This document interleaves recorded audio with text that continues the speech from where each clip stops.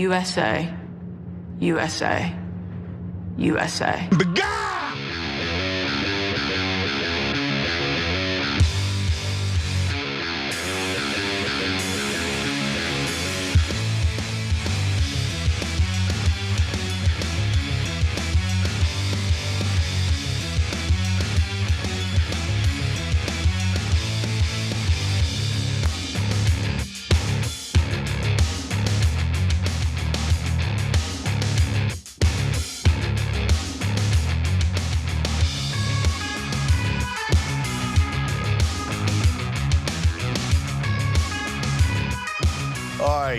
Welcome to the Young Turks. Cenk Ugranik is with you guys live from the Polymarket studio here in LA.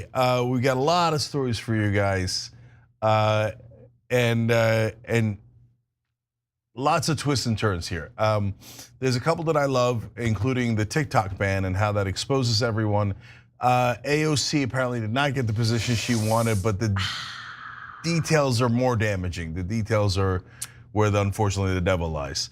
All right, so let's get to it. I actually want to begin with a story that I'm sure is very humiliating for CNN. We all make mistakes, but we should be a little more careful. So take it away. After 3 months in a windowless cell, he can finally see the sky. My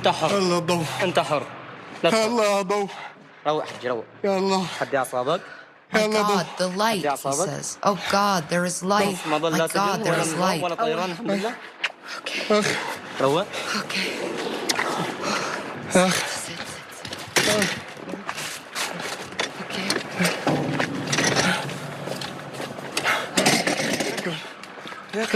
You're okay. Stay with me, stay with me, he repeats again and again.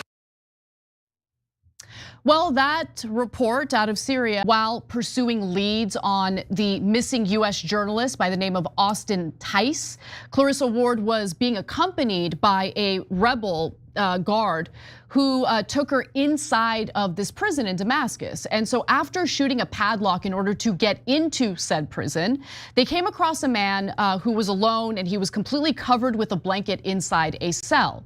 When he emerged into the open air, the man appeared bewildered. Questioned by the rebel fighter who freed him, the man identified himself as Adel Gourbal from the central Syrian city of Homs. Now, in her initial report, Clarissa Ward said that the man also said that he had been kept in this cell for 3 months, which should have honestly been a red flag, because if he had been kept in the dark in that cell for 3 months, I feel like he'd have a difficult time exiting the cell out and then going outside and like looking into the sky with his eyes open, no? Yeah, well, look, I've got a lot of thoughts on it, and it goes in a couple of different directions. But yeah, that was a hilarious piece of acting. He was like, oh, the sun. I mean, he was so over the top. Look, first of all, on Clarissa Ward, I think that she's done some other stories that were actually pretty good. Yes, I agree. Yeah, and so I know some people get on her for a little bit of histrionics and over dramatizing these things, etc. But here she did correct it. That's a giant difference between the people who don't correct it, right? And so I'm not as driven as others to be like, ha ha, CNN, etc. And you know me, I criticize CNN a billion times. So it's not personal, it's not anything, it's just based on the facts. And she's done very good reporting too. So I'm not bothered by that. I am bothered by something else, which is who was CNN's sources that led to this photo op, right? Because to me, the thing that people are totally missing in this story is that the West wants to put out a positive image of the new leader, who's a former Al-Qaeda guy, right? So I don't know much about him because it's being filtered through so much Western propaganda. Yes. And so why were they desirous of an outcome where someone would heroically be rescued from this cell and and if you remember, I told you right after they took over Damascus, every mainstream media article was talking about, then they freed all of the prisoners. And I was like, wait, a lot of those guys were ISIS and Al-Qaeda. I'm not sure that's such a good thing, but they all painted it as it was like a heroic uprising. And I'm like, wait, there's sectarian conflict. Yes. Assad's a terrible guy and a butcher, but he represents a number of people who are minorities in Syria. And and there should be some concern about them. And so there's so much nuance here. And instead we got a story about a heroic rebel leader overthrowing Assad, which makes me think that we were an enormous part of the toppling of Assad's regime. Well, we were. Yeah. I mean, the United States was very much part of the proxy war that was taking place in Syria as this, internal civil war was starting to develop. And in fact, we armed the rebel groups in order to assist them in toppling Assad. And so that's very much real. And you're right, Cenk, this is a nuanced story. This is not a black and white story. And there are so many different international actors at play when it comes to what has transpired in Syria. But just to give you more of what happened in this particular case with the hoax that CNN unfortunately fell for. And look, I want to say something. People are going to make mistakes, okay? And as long as they're not knowingly engaging in propaganda and a disinformation campaign, and as long as they correct their errors, like, we just have to understand, journalists, yes, are gonna make mistakes time to time. This is a big mistake, but at least they corrected the record. Let me continue though with what happened next. So again, in her initial report, the man said that he had been kept in this cell for 3 months and that the prison in Damascus where they discovered him was the 3rd prison that he had been confined in. Now, the man also said that he was not aware that the Assad regime had fallen. He was being held in a jail that had been run by the Syrian Air Force's intelligence services until the Assad regime collapsed. But again, all of this ended up being BS, okay? So CNN later obtained an image that proves that the man is actually someone else, okay, not who he claimed to be. He was a lieutenant in Bashar al-Assad's Air Force Intelligence Directorate, and also homeboy's real name is different. It's Salama Mohammed Salama. Multiple residents of Homs, where he said he lived in or came from, said that the man was Salama, also known as Abu Hamza.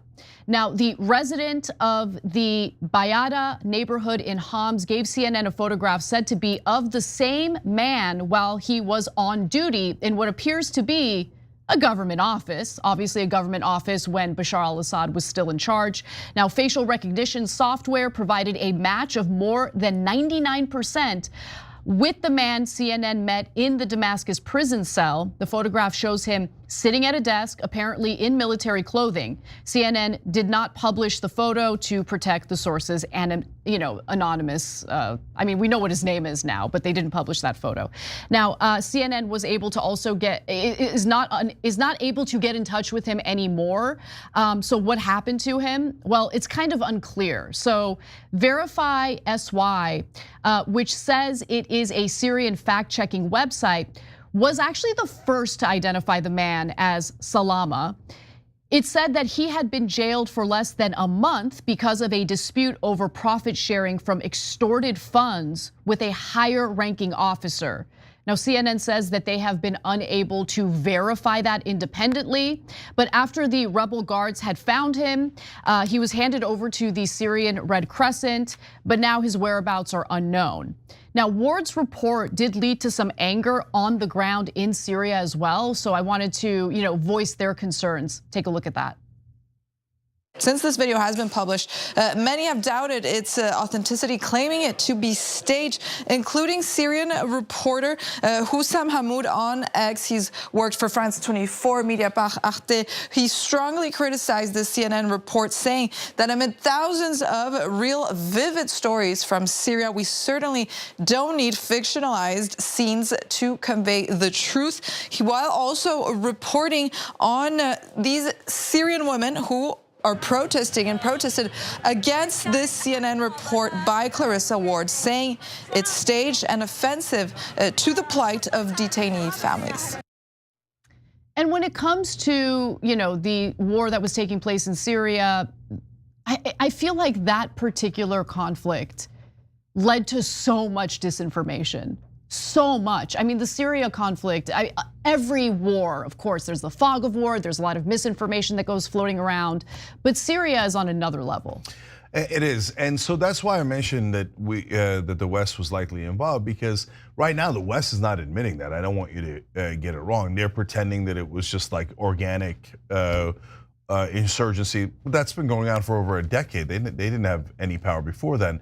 So yes, the mainstream media articles mentioned Turkey as a potential, country that helped these guys overturn Assad.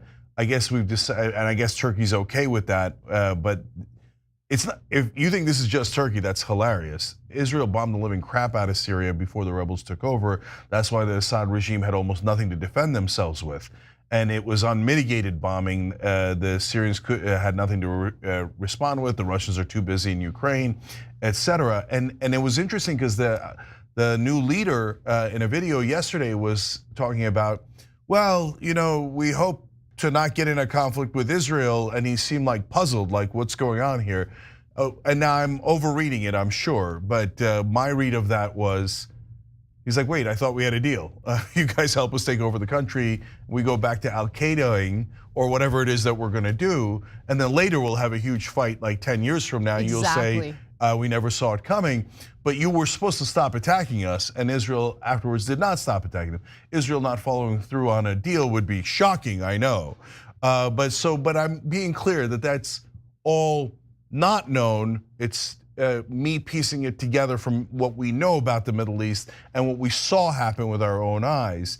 But the West will not admit that, Israel will not admit that, and the West is pretending that they had absolutely nothing to do with it, when all of a sudden, and this is why I get frustrated, this would be my main critique of CNN overall, but all of the mainstream media. When someone leads you into a prison and says, I have a heroic story for you, pause, and think, who is this person leading me to this story?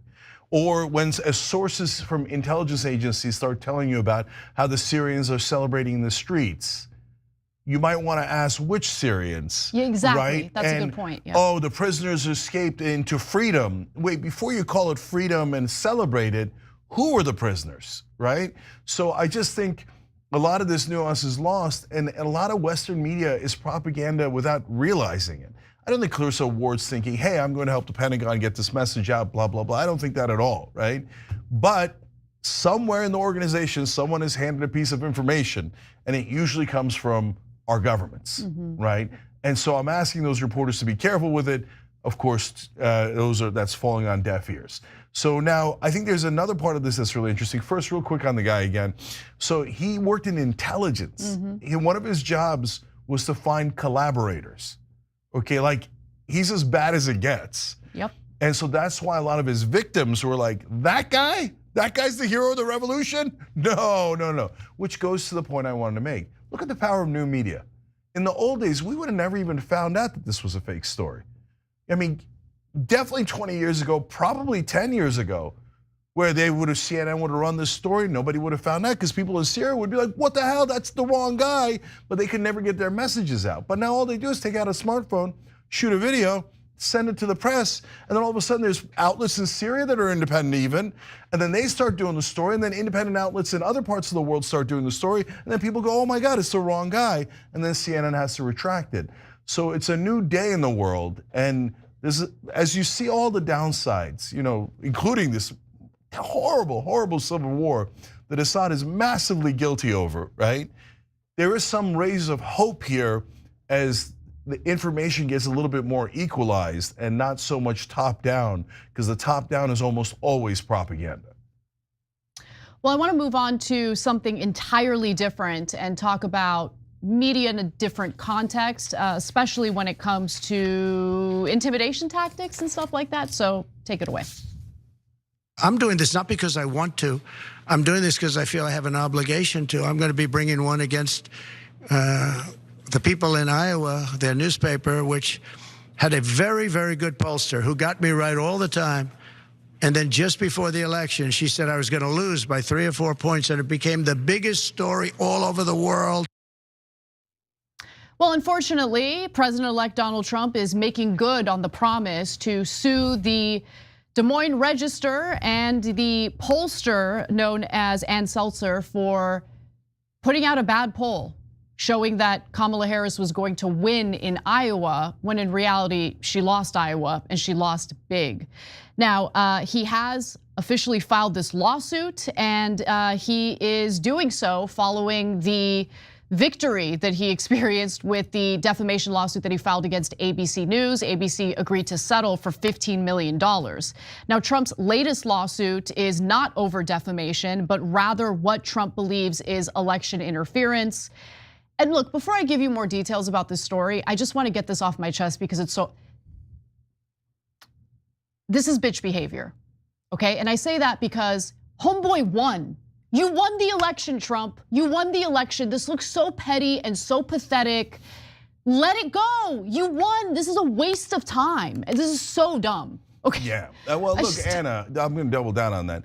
So he was a sore loser when he lost in 2020 to the point where he said terminate the Constitution, and we all know the whole story, right? But now this is a different level. He's a sore winner. But brother, when you win is when you get to be classy. So what are you going to sue this lady over your ludicrous conspiracy theory? And I want you guys to understand that conspiracy theory. So and they said it before the election. Oh, she's rigging this poll. It's a fake poll so that it'll seem like Kamala Harris is winning. So when the Democrats cheat and declare her the winner, they'll say, oh, well, Ann Selzer has this poll and the other polls, and that shows that Kamala Harris actually won. Except they didn't do any of that. Kamala Harris didn't cheat, she didn't win, and when she didn't win, she immediately accepted the results. So the whole theory was utter nonsense, and it's proven by your victory. So what are you doing here? You're going, well, I don't care that my ludicrous conspiracy theory was obviously disproven. You're needlessly attracting attention to your maniacal idea that proved to be utterly false. Yeah. When you should be celebrating your victory. So like, not only is it wrong, and our job is to point out things that are wrong and preposterous, but as a matter of strategy, it is very poorly played for them. Look, it makes him look weak. It doesn't make him look like a strong leader. It makes him look like the kind of person who's so obsessed with personal grudges that it's going to distract him from engaging in the type of leadership that he purports to want to engage in. This is a sign of weakness, not a sign of strength. But anyway, let me give you the details. So again, this election is allegedly about election interference. That is what he claims this is about. So Ann Selzer's poll had shown that Kamala Harris was leading Trump by 3 points. Obviously, the election did not play out that way. There was a great deal of excitement among Democrats over the poll, and I thought it was ridiculous because a single poll shouldn't give you the kind of confidence that some Democrats were displaying in the press after it came out. But ultimately, Trump did win Iowa by a whopping 13 points. Okay, it wasn't even close. Take the win and move on, but he can't do it. So Seltzer's poll was so wrong and so humiliating that she decided to go into retirement. Okay, now, even though Trump comfortably won the election and even secured the popular vote, he has opted to act the way that he's acting by filing this lawsuit. Trump's attorneys are suing under the Iowa Consumer Fraud Act, alleging that defendants engaged in an unfair act or practice because the publication and release of the Harris poll caused substantial, unavoidable injury to consumers that was not outweighed by any consumer or competitive benefits which the practice produced. So the lawsuit, which was filed on Monday night in Polk County, Iowa, under the Iowa Consumer Fraud Act and related provisions, says the following. It seeks accountability for brazen election interference committed by the Des Moines Register and Seltzer in favor of now defeated former Democrat candidate Kamala Harris through use of a leaked and manipulated Des Moines Register Mediacom Iowa poll conducted by Seltzer and CNS and published by the Des Moines Register and Gannett in the Des Moines Register on November 2nd, 2024.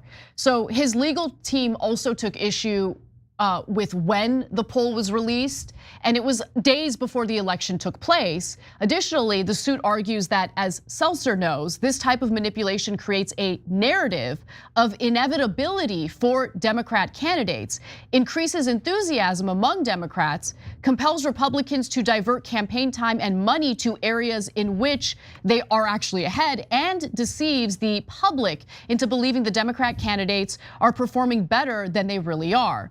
So Trump's legal team argues that the Iowa poll actually did cause damages to the campaign, because after the poll came out, they claimed that they flooded Iowa with finite resources in order to help Trump improve his performance in the state. And so what are they expecting to get out of this lawsuit? Well, Trump is demanding actual damages upon trial of the case, statutory damages 3 times the actual damages suffered, an order enjoining defendants' ongoing deceptive and misleading acts and practices relating to the Harris poll, and compelling defendants to disclose all information upon which they relied to engage in the deceptive and misleading acts relating to the Harris poll.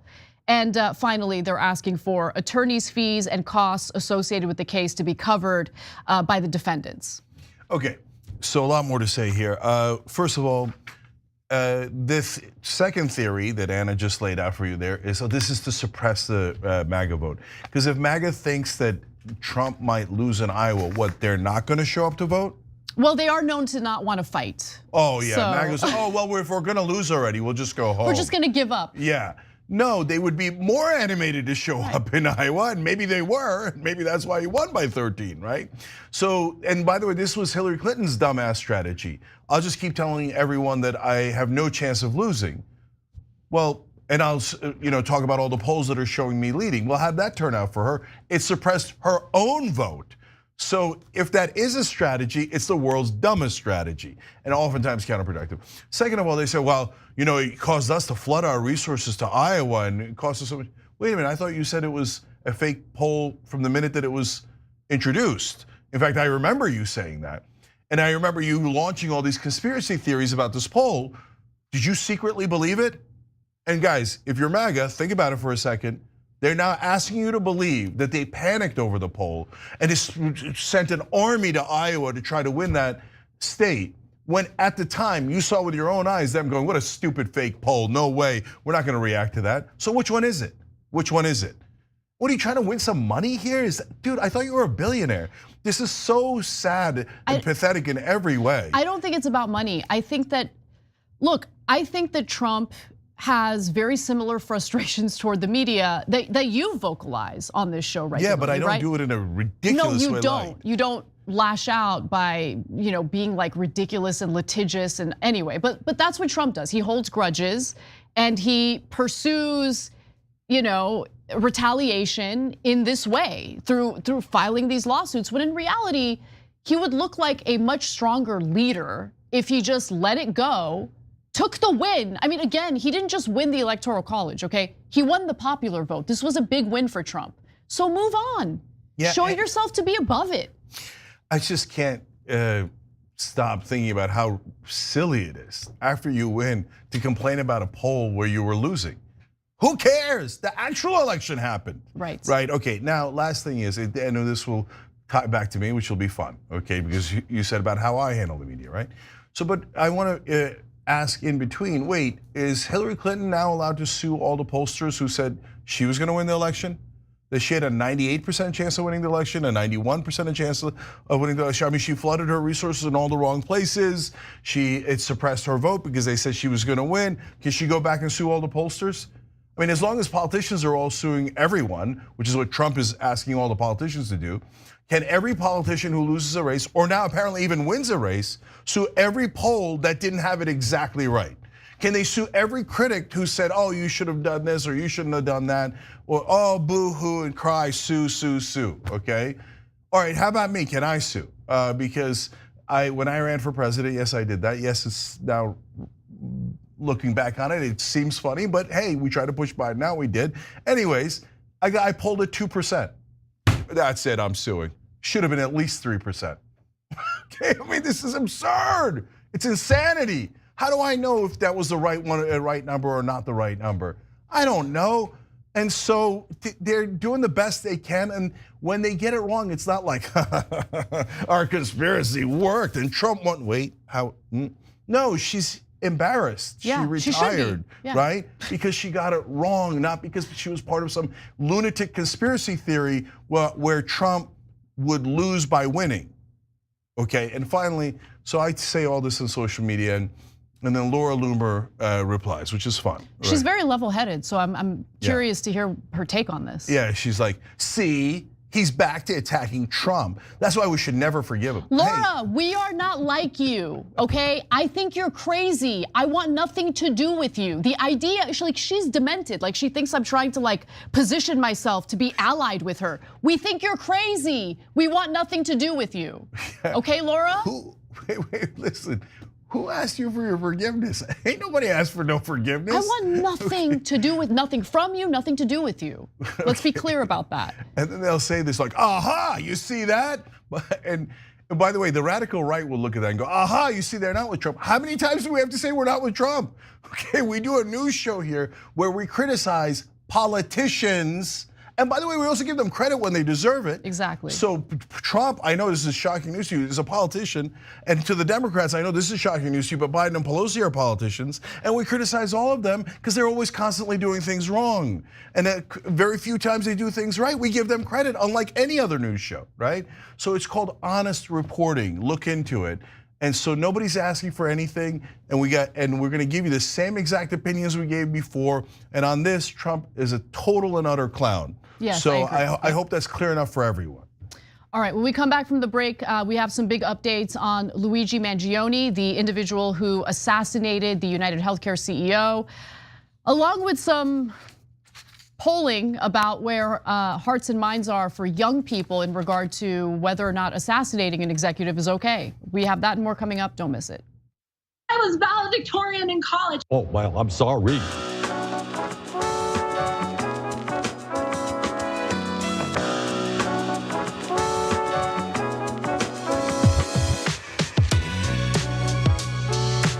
Back on TYT. Let's go to our members on TYT.com. First, a couple of fun comments. It is Operation Joy today. We'll do that for the members in the bonus episode. A couple of wonderful stories there. You guys are going to love those stories. All right, so on the lighter note, Michael Napier writes in, joy would be to get Anna Kasparian on Dancing with the Stars. Yes. Hashtag Team Joy, hashtag Anna on DWTS, Anna on DWTS. Okay. What are we gonna do? What's the campaign gonna be? All right, let me talk to the Operation Hope guys next God. time we do a town hall, but next week, okay? So TYT.com/hope, go and register for next week's town hall. Let's discuss how we're gonna get Anna on Dancing with the Stars. Oh my God, it'd be the happiest day of my life. Okay, I'm not playing, we're gonna do it. Why not bring a little joy into the world? And that's a fun way of doing it. All right, Patience also on a lighter note says, I'm gonna say it again, the chaotic pattern of that sweater is so fun to me. That's the type of clothing I'd buy in every color available. I don't knit or crochet, but I love seeing many types of different stitches in one piece. It makes my brain light up. Thank you. I love that was that. Patience, you said? Yeah. Hi, Patience. Okay, you see that? You're bringing joy to our lives. Thank you, Patience. Flaccid, feckless fiduciary. Oh, I love it. Anna's hair is fire today. Okay. Yeah, beautiful hair. Okay, she does appreciate you saying that. Okay, now let's go to someone who's asking us a legitimate question. So Deanne Loso says, please don't hate on me for this. So she's about to ask me about the right-winger stuff. Guys, you have to understand something. If you're not randomly accusing us of some sort of bad intent or some sort of grift that's gonna happen apparently 28 years from now, ask any questions you want. Of course, we don't mind. There's nothing to hide. People are making crazy stuff up. So go, let me answer the question she has. I think sitting down and having a conversation with populists on the right to try to come together to create a populist coalition is great. All right, perfect, awesome, thank you, Deanne. But do you really think that Trump and the cronies he's picked to be in his cabinet are going to give progressives the time of day? Okay, so let me pause there for a real quick answer to that. 9 out of 10 times no, 1 out of 10 times if they think it'll be helpful to their own interests. So can you make, and if you're super lucky, 2 out of 10 times, but you have to work super hard to make it in their interest, but I don't care about them and their interest, I care about getting bills passed, because bills are the only things that actually affect your lives, okay? Yeah. So eyes on the prize on that. But good news, all the other left-wing hosts are also trying furiously to try to pass bills. Oh no, they're not. They're just talking about gossip. Yeah, okay. and I don't know if we've been clear enough about this distinction. I know we've said it before, but I'll say it again just to emphasize it. Guys, it's not about Republican power players or Republican officials and members of Trump's administration per se. It's about working with like-minded, I wouldn't even say like-minded, it's about working with Republican voters who share common ground with us on certain issues. Like anti-war, anti-corruption. Like anti-war, and the reason why I think this might be a unique opportunity is because unlike every other politician, Donald Trump is way more responsive to his base. Yeah. He wants his base to admire him. So if there's a huge portion of his base that wants to cut Pentagon spending, take the win. You know, if we can work with them to persuade the Trump administration to do the right thing when it comes to our resources being pumped into the Pentagon, which hasn't passed a single audit in 7 years, well, let's do it. Let's go in that direction and see if it works. It might not, but it's better to try than not to. All right, Deanne has a lot more questions. We'll do it in the next social break, so stay tuned for that, and I'll give you all the correct answers. We'll be right back.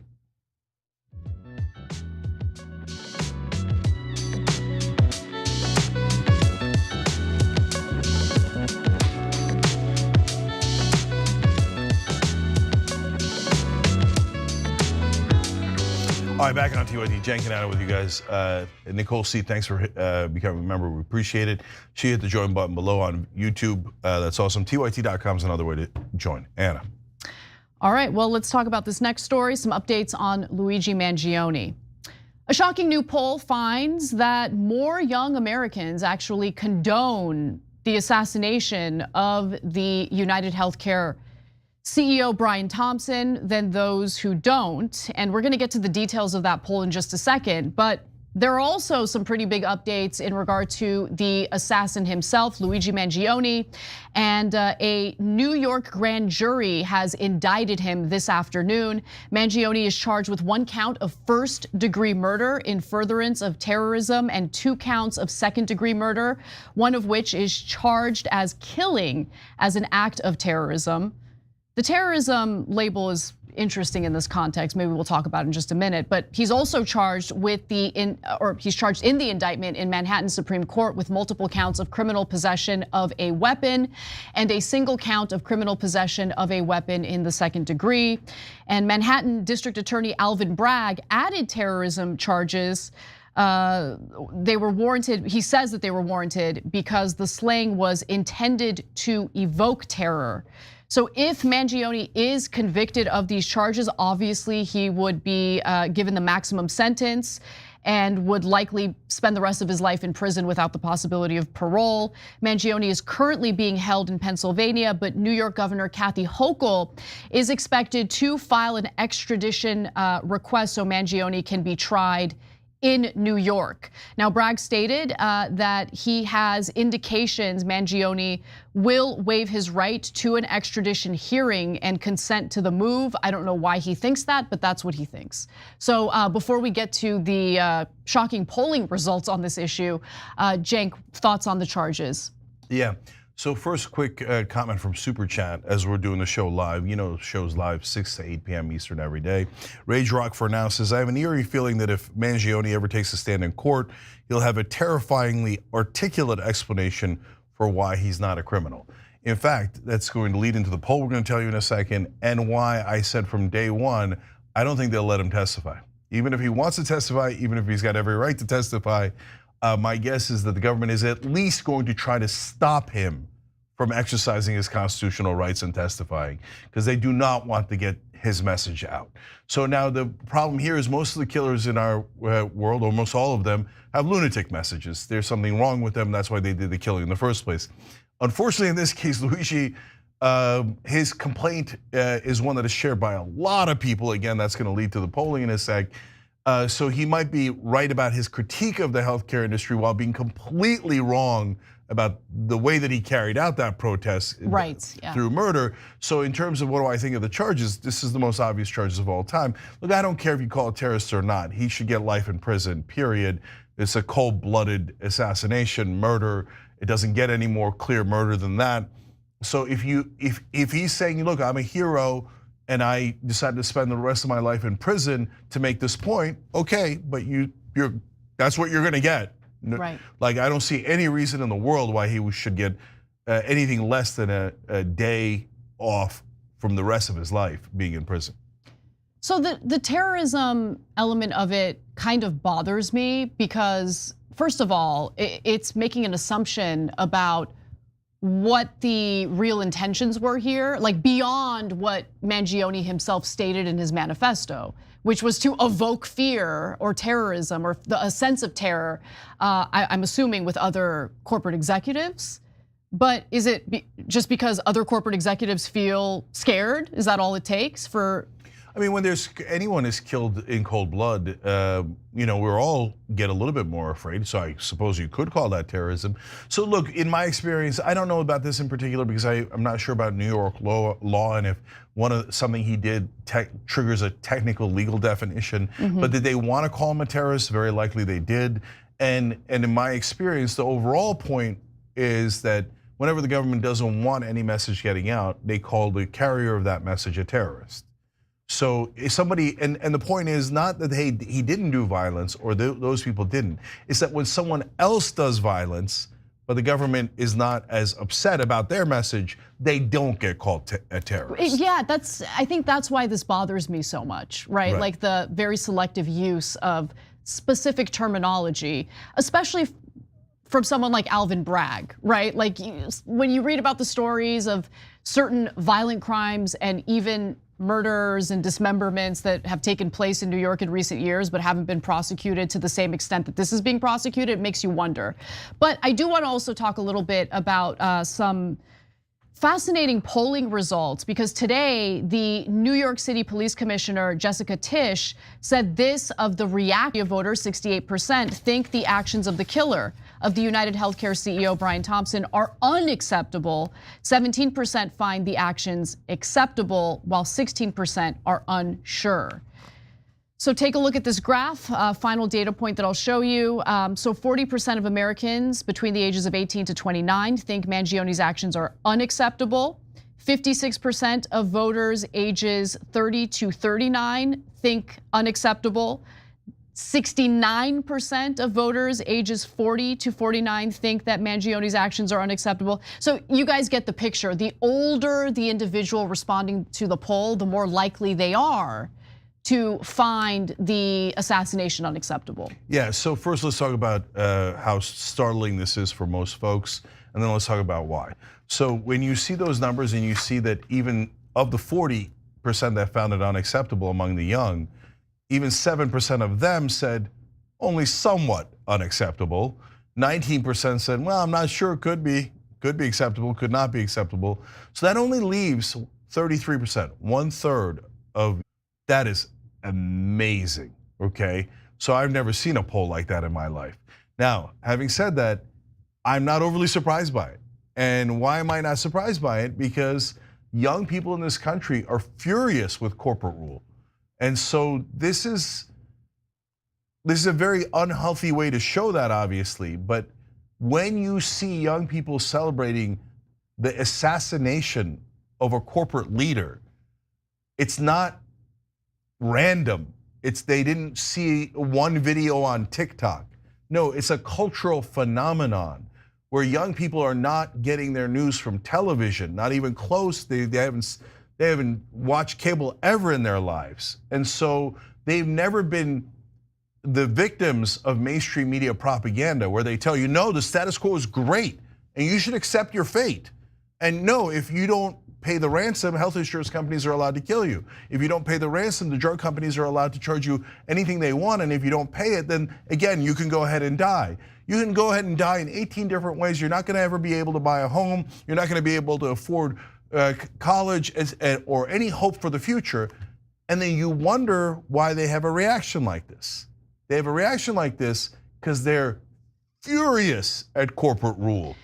Yeah, and look, I find murder to be wrong, period. I don't think that that is a solution to the systemic issues that are infuriating Americans. By the way, across the political spectrum, this is not a right or left issue. You see the celebratory nature of some of these posts on social media coming from people on the left, people on the right. And I don't think that this is a good solution. But at the same time, it's really up to our elected lawmakers to understand that you can't finger wag your way into a society that would condemn it entirely, right? Like, you could go ahead and shame the people who reacted to this poll the way that they did. That's only gonna make them more angry. There's something broken in our country, right? There's a lack of hope among young people, and I don't blame them for feeling that way. So we need to find real solutions. We need to improve people's lives. People need to have hope. That's really the only way to change things. But I look at our current political landscape, and I don't see that happening anytime soon. So the finger wagging will continue. And the revolution will continue, and now unfortunately in unhealthy ways. So the healthy way to do a revolution is to do a political one and to get money out of politics and end the corruption so that we end corporate rule.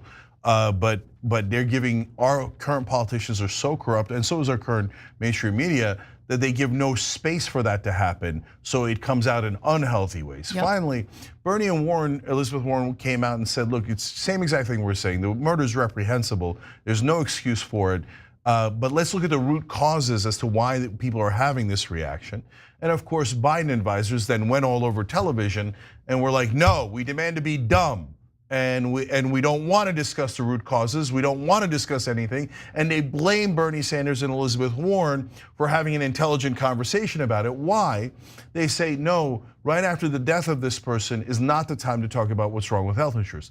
And then if you ask them, okay, then what's the right time? They'll never give you an answer. Right. They don't want to talk about it right now because the whole country's talking about it. So they're like, shush, those are our donors. What are you doing, Bernie and Warren? Yeah. You can't hurt our beloved donors. Everybody shut up about health insurance. Those are the guys who pay our bills. And that's why we hate establishment politicians. Yeah, the best time to have talked about reforming our healthcare system might have been, during the presidential election we had, where healthcare wasn't mentioned really at all, with the exception of the one debate between Donald Trump and Kamala Harris, where Trump said that he has concepts of a plan. That was it. And what was Kamala Harris's plan? No plan. What was Democratic leadership plan, right? No plan. So before she said Medicare for all, when she was obviously lying and trying to get votes in the 2020 primary, and if you don't think she was lying, then you are just a total naive fool. I'm sorry, but really wake up from the propaganda that you're watching. Of course she was lying. She never meant Medicare for all. None of them meant it,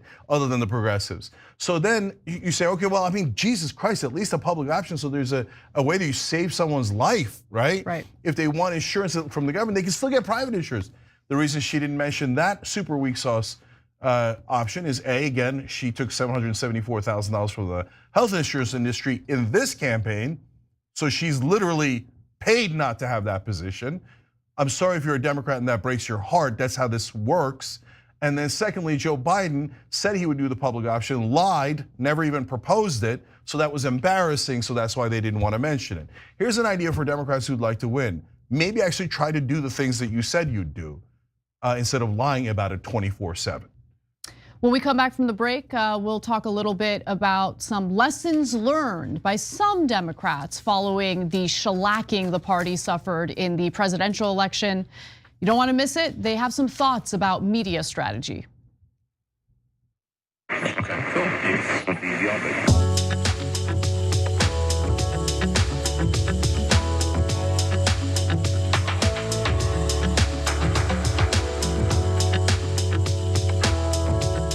All right, back on TYT. Last social break, we were in the middle of answering Deanne Lozo's questions. She's a member, she wrote in at tyt.com. And so let me pick it up where I left it off. She asked, and these are all good, genuine questions. She says about Republicans, MAGA, Trump supporters, do you take anything they say at face value? Well, okay, there, Deanne, it depends on who you're talking about. So if you're talking about the people around Donald Trump, if Stephen Miller comes to me and goes, I've had a change of heart and I now love immigrants. No, I would be enormously skeptical and would not believe that at all, right? So who's the one talking? Steve Bannon, Steve Miller, who is it? For Trump, I think it depends. Is he known to tell a fib or two? Only thousands. But what's in it for him, right? And if something that's popular, like cutting the Pentagon, et cetera, is something that's going to make him more popular, is it possible that he'd be open to it? Well, part of what I'm telling you, Deanne, is I think he would. Not out of the kindness of his heart, but because it's going to help his interests, okay? So that's why I'm trying to find the very few places where we're aligned, Maybe it's more than a few. But let's find some places where we're aligned so that we can actually pass bills that help you, right? Now, when it comes to his voters, look, this I'll state very confidently, and this is what drives some others on the left crazy. I've now gone, and this started during my presidential campaign when I started going on the right-wing shows. So a little bit over a year ago, okay? I'm now confident after having talked to them dozens and dozens of times, having talked to their voters times, having seen the polls when I'm on the air, etc., that some portion of their voting base are actual populists that definitely agree with us on some core issues. That doesn't mean all of their base, and it doesn't mean that I take anything at face value. The proof is always in the pudding. Do you do the right thing when time comes, or don't you? So if they never cut the Pentagon, well, now we're gonna hold them accountable, and I've got a dozen right-wing hosts who promised on air that they would hold them accountable.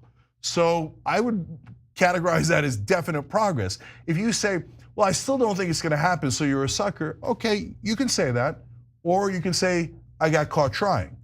So, but what you can't say is what the other guys are saying all over the internet. Oh, they're doing it for money, they're lying, they're fully right-wing, they love Trump. We never said any of that. They're literally making it up. Okay, so then she continues, how has your opinion of Trump changed since his last term? So now it's interesting because I read an article today about how the right-wing thinks that he has softened, and exactly what I was telling you guys, the bros came in, not because the bros are soft on, especially on the culture war issues, but they actually are not like the Christian evangelicals, they're not the establishment Republicans, they have a different agenda, some of them are pro-choice, so they're definitely anti-war. So it's changed Trump because Trump's a chameleon who changes along with his base. So has he changed completely? Of course not, but has he changed a little bit since last time? That's what we're sensing. It's not a great ray of hope, but it's a little ray of hope. And that's a lot better than none in my opinion. She continues, yes, Trump funny at times, but he's president-elect, not a comedian, totally agree. He's going to be running the country, and I'm sorry, but I still think he's a moron and a fascist, or has fascist tendencies if you like that better. Yeah, I do like that better, and I agree with you. So I don't think that his IQ changed. I don't think that his tendencies changed. I'm trying to find the positive tendencies rather than having him get directed into the negative tendencies by the Millers and the Bannons of the world. It's a very hard task. Wish me luck. We'll be back.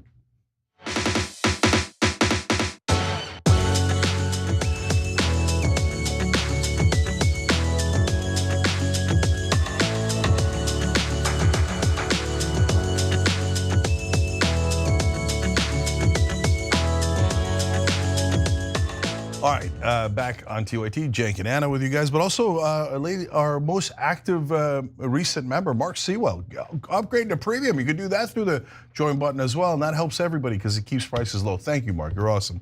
Will, thank you, brother, for joining as well, and Riohan, thank you for gifting 20 memberships. That's beautiful and generous, and we appreciate you. Casper. All right, let's talk a little bit about some of the lessons learned by Democrats and Democratic operatives following the presidential election, in which, of course, Democrats were shellacked, but nonetheless, let's get to the details. Kamala Harris's deputy campaign manager, a man by the name of Bob Flaherty, am I saying that right? Flaherty? Flaherty, yes, has some groundbreaking thoughts about the value of using mainstream media to win campaigns. And by groundbreaking, what I specifically mean is that he's come to conclusions that we have been talking about on this show for literally years, but and nonetheless, doesn't mean it. Yeah, probably. You're probably right about that. But let's take what he's saying at face value for the purposes of this discussion. So, in an interview with Max Taney over at Semaphore, he says that there's just no value with respect to my colleagues in the mainstream press in a general election to speaking to the New York Times or speaking to the Washington Post, because those readers are already with us. I want to pause there already. Why are those voters, or I'm sorry, those readers already with you? I mean, there's a little bit of an admission there, no? That there's a bit of a slant in the reporting. 100%. Yeah. So look, guys, and remember, he's an establishment Democrat. So what he's saying about the New York Times and the Washington Post is 100% true. When the right wing says that they're left wing outlets or progressive or liberal or et cetera, that's only half true, because they're left wing on all social issues, okay? But they are not left-wing on corporate issues. On corporate issues, they're arguably what used to be called right-wing, but very pro-establishment, pro-status quo. But that's exactly where the establishment Democratic Party is and where Kamala Harris is and Joe Biden is. So they're like New York Times and Washington Post is basically our propaganda outlets. Yeah. So there's no need for us to go talk to our people who report into us. We're their boss. And that's true. Yeah. So that admission was incredible. But let me continue with the rest of what he had to say. He says, when Trump did the McDonald's thing, it was smart. It was smart. He's right about that. It was smart because it was a thing that obviously drove television coverage, but it also drove social media engagement too. And those things often happen in tandem, but they don't always. And so it was the sweet spot. It drove traditional coverage and non-traditional coverage. By the way, another example was Trump's decision to go to East Palestine, Ohio after that Norfolk Southern train derailment. And he did that before any of the Democrats did. He went to a McDonald's there and bought food for all the first responders. That was smart. And I remember getting a lot of hate for admitting that that was smart. But listen, game understands game. And when you see a politician basically carry out really, really smart campaign strategies, the Democrats should learn from that instead of going after pundits or media figures who give Donald Trump credit for engaging in smart campaign tactics. No, look, I gotta be honest, that one really bothers me because we said here, hey, that was a smart photo op, good strategy by Trump. And all the Kamala fans that were like, oh, you guys are betraying us and you're supporting Donald Trump. You're secretly right-wing. So you're secretly right-wing, etc. Meanwhile, it turns out at Kamala headquarters, they were saying the same exact thing we were, which is, oh my God, we got played. That McDonald's photo op was brilliant and it worked perfectly in mainstream media and in online media, just like we told you. But they know that, but they still sent their minions out to attack us for having the correct opinion. Correct. Because God forbid you should turn around and actually run a smart campaign. There's more. He also says, quote, I don't think TV is dead. It's still probably the most important thing, but it's the literal TV and what's on it that matters. Let me explain what that means for folks who might not understand what he's mean. Like TV used to be what we used to call cable, right? But he's now saying on TV, there's also smart TVs and there's also YouTube and there's all these different things. So they might be watching the TV set, the literal TV, but they're not watching the cable that we thought they're watching. They're not watching MSNBC, CNN, they're watching Rogan on Spotify or Young Turks on YouTube or whatever it might be. And so he's at least woken up to that way too late, right? Yep. I mean, this is 10, 20 years too late. We've been saying this and we've been called radicals the entire time. Yep. And they're never gonna change, but keep going. So later on in the campaign, Flaherty said that he actually realized their failure to gain traction in alternative media spaces or new media spaces, and that it was reflective of a much deeper problem for the Democratic Party, which, by the way, is definitely true. He's concerned about the Democratic Party losing the culture. Okay. Yes, 100%. So let me give you his exact verbatim quotes. So this is from Semaphore. They write that the Harris campaign, representing what many voters saw as an embodiment of the status quo, was running contrary not just to ideological distrust of establishment figures, but to media trends. The media successes of 2024 were independent, non-traditional online personalities who themselves were avatars of the rewards of going up against the establishment. And then he says, quote, the reason folks are seeking alternative sources of media and are turning away from political news is because they don't trust our institutions. That's absolutely right. They don't trust elites. They don't trust the media. They don't trust all this stuff. So the party of elites and institutions is going to have a hard time selling to people in these places. Okay, I gotta jump in there too. But why do you think they don't trust those institutions? For the exact reason you said in the beginning, which is, well, we already control the New York Times and Washington Post and CNN, etc. Well, that's why they don't trust them. Because they know you control them. They know that they're going to say exactly what your candidates are saying. They know that that's why were people so outraged Washington Post, LA Times didn't endorse? Because they assume that they must endorse and will endorse Kamala Harris. You must tell everyone to bow their head and support the establishment candidate. So that's why they lost credibility, because no one believes they're honest. They believe that they're pushing out an establishment agenda. Look, again, the right wing, in my opinion, misses it. They think that, oh, it's left wing versus right wing. No, it's establishment versus populist. Those same papers love Mitch McConnell. They love all the establishment Republicans, the guys that the right wing calls rhinos, because they're also corporate politicians. And the thing that the New York Times, Washington Post, and CNN and MSNBC will get together and do a circle, you know what, around, is whenever Joe Biden and Mitch McConnell come up with a bipartisan deal to cut taxes for the rich. Because it's always in favor of corporations. Always. And to the detriment like, of the American people. bipartisanship, we love this. And meanwhile, the country's vomiting it. They hate it, right? Yep. And then they wonder how they lost credibility. That's how you lost credibility, brother. And so you want to fund corporate robots to do the news for you and push out your message. But you're missing it, brother. In online media, robots don't work. Authenticity works. That's exactly right. And so they did do big ad buys for independent news, right? So YouTube channels, for instance, that were incredibly friendly to Kamala Harris. So if they noticed that there were some news shows on independent media and they were more favorable to Kamala Harris, they pumped those shows with money. But it's arguably no different than investing in mainstream media platforms where audiences are also largely agree with wanting to vote for Kamala Harris anyway, right? Like the point is to reach out to undecided and independent voters. And those voters, by the way, aren't gonna be watching hyper-partisan YouTube channels. Yeah, and so look, now to information I have that these folks don't, which is that they demand propaganda. So they will not advertise on any show that questions them. Right. And they don't support any kind of media that would ever question them, even 1%. So then what do you think is gonna happen to you online? You're going to, fund and support propaganda outlets that act like robots, that are totally disingenuous. Will you get a whole bunch of blue and on folks to watch that? Yes, you will, right? And then they'll go, yes, Joe Biden is young, Joe Biden is dynamic, Joe Biden's in charge, he's the best candidate we've ever had, right? Because that's what their hosts are telling them 24/7, that's what they wanted to hear anyway. Is that gonna help you win an election? No, not at all, because they're not addressing a single undecided voter. But when you come to shows like ours, filled to the rim with undecided voters, they go, no, you don't support us and you won't do our marketing and our propaganda. So we don't care about your undecided voters. We're gonna spend our money on decided voters who already love us. Okay, good luck to you, brothers and sisters.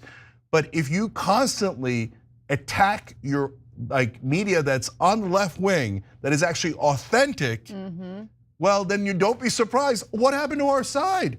How come the right wing's bigger online now? We were paying everyone for propaganda. Why didn't it work? Because that's not how it works online. Get it through your thick head, but they won't. They'll learn absolutely nothing from this. I'm positive of it. So let's talk a little bit about culture, because I would venture to say that the Democrats losing touch with culture has also been it's been to the detriment of the Democratic Party. And like this elitism and we're better than everyone else attitude, it's not gonna play out so well. So he acknowledged that Democrats have lost touch with voters in part because of mainstream media's growing irrelevance. He says that campaigns in many ways are last mile marketers that exist on terrain that is set by culture. And the institutions by which Democrats have historically had the ability to influence culture are losing relevance. You don't get a national 8-point shift to the right without losing hold of culture. I mean, that is absolutely true. And in fact, something that I've been vocalizing to my own detriment because of all the hate I've been getting for it is the parties have kind of flipped culturally in certain areas. So back in 2007, 2008, I remember the party that was the most censorious and the least willing to hear ideas that conflicted with their own preconceived notions was the right wing, okay? They were the ones who were constantly crying about comedians. And I hated it. I thought they were so pathetic and weak. And now you see a lot of that taking place on the left. And so just consider how that comes across to ordinary Americans, especially in an electoral cycle. He says the solution isn't as simple as just going on Joe Rogan's podcast, and I agree with him on that. You've got to speak their language, and I think there are plenty of cultural touch points. I mean, Joe Rogan was at least recently for Medicare for all. Theo Vaughn is really against money in politics and the way that pharma has flooded our communities with opioids. Those are all things that Democrats have something to say on, and yet that is true. That is true. But as long as we seem like the party of the system, the people who are anti-system and are looking for anti-systemic media, we're going to have a hard time connecting with them. Yeah, because look, so does he understand it now better than almost all the other Democratic consultants? It sounds like it. So a lot of what he said there is true. But even for him, I would be shocked if the next time around he's like, guys, that's why we need to find an authentic populist candidate that can actually fight for universal health care and all these things that actually are enormously popular in the country, but our side never fights for, right? We might have it as our policy on a website somewhere, but we never get caught trying to actually pass those bills, right? No, he's not gonna say that. My guess is, and it's a guess, brother, you could prove me wrong, that he's gonna say, no, we need to have a new script for our new and improved corporate robots, and those corporate robot 2.0, i.e. Pete Buttigieg or Gavin Newsom, will come out there. We are slightly better corporate robots. We have been trained for more authenticity, right? It's not gonna work. And so why are they gonna go in that direction, and why am I so confident about it? Because the root of the problem isn't how they message. The root of the problem is that they take the corporate money and they serve the corporate money. If they didn't serve the corporate money, all this would be super easy. You just go on Rogan or Young Turks or anywhere and you just say, God damn right, we're gonna stand up for the American people. We're gonna get you higher wages through higher minimum wage and other actions. We're gonna preserve your jobs. We're gonna fight for your health care. We're gonna get you paid family leave. But they're never gonna do that because when they go to ask permission for their donor cause, may I please, sir, fight for a little bit of health insurance for the American people. No, shut up. Okay. Well, if you're a candidate like that, which all of the establishment Democrats are like that, it doesn't matter if you give them a new script. It doesn't matter if you set up new propaganda outlets online as opposed to mainstream media. Never going to work, okay? Because of so that's the core political reason. The core cultural reason, I'll just expand on what Anna is saying. So number one, first of all, that hatred of the establishment is part of the culture now, because that establishment has not led to a good life for most Americans. Top 10% live like kings, and they're super happy. That is why they are genuinely bewildered why anyone is upset. They're like, what do you mean? This is a great country, I'm living great. What, oh, these ungrateful millennials, etc., right? And Gen Z, oh, they're so ungrateful. No, brothers and sisters, they live a different life than you, but you won't listen to them because all you do is listen to the donors. But that's not all. Culturally, again, inauthenticity doesn't work. Corporate robots don't work. And then to Anna's point, look, I hated that the Republicans had become the authoritarian party. What I realized was they were always the authoritarian party. I write about it in my book, Justice is Coming, right? But now we're over here, and all of a sudden, we got the authoritarians on this side as well. So you got the establishment saying you're not allowed to step an inch outside the guardrails, otherwise you're a radical. We cut off funding, we cut off access, we cut off everything. We try everything in the world to destroy you first before we even get to the Republicans, because we secretly agree with the Republicans on our corporate agenda. But you populist progressives are a real pain in the ass, so we hate you. Okay, well, that's authoritarian, okay? Telling me what I can't say is authoritarian. And then all of a sudden, some portion of the left slipped into radical left, and they started saying what you're not allowed to say.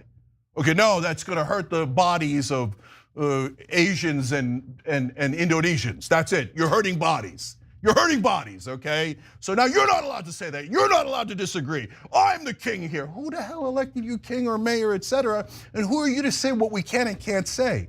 And part of it is this shaming culture. And you know who likes shaming? No one likes shaming. This whole like, yeah, I think everyone who disagrees with me is a racist, sexist, blah, blah, blah, blah, blah, blah, blah, blah. Okay, hey, brothers, sometimes they are racist and sexist. But if you say it every time about everyone, then it loses all power. And what it does is it makes you look like an ass who's making it up which actually hurts the cause of fighting racism and sexism. What it does is it supports your cause of seeing the most pure. You're not allowed to say it, I'm the most pure, right? Okay, well, you became authoritarian, and I hate it. So that's, on the policies, we're never ever gonna change. But if they keep telling us, both the establishment Democrats and the radical left, that you're not allowed to disagree with them, no one wants that. The whole country hates that. You've got to get that through your thick head, otherwise you're going to get annihilated in these elections. When we have the popular policies, you're burying our policies in your culture of shaming and authoritarianism. Yeah, it's a super narcissistic thing to do. It's about an individual as opposed to what's best for the country. Anyway, we got to take a break. When we come back for the second hour of the show, we'll talk about the latest school shooting, who the shooter was, and we'll also talk about the victims. And later in the show, it's worth talking about the leadership struggles taking place in the House of Representatives, where Alexandria Ocasio-Cortez turned her back on progressives and got trounced in return. We'll be back.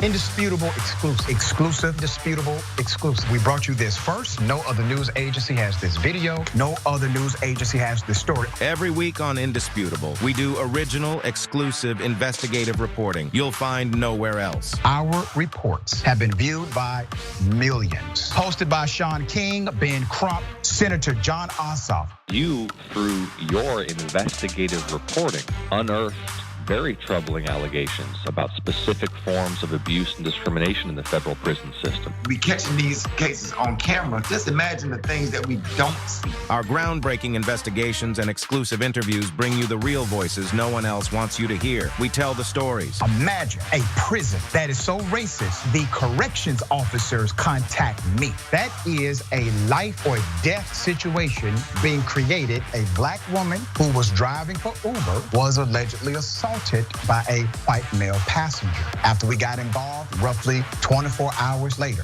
the police all of a sudden opened up an investigation. What was going through your mind when bullets were simply flying inside of your vehicle? Honestly, I thought I was going to die. Did these officers ever say that you fit the description of somebody they were looking for? Did they say that? Never.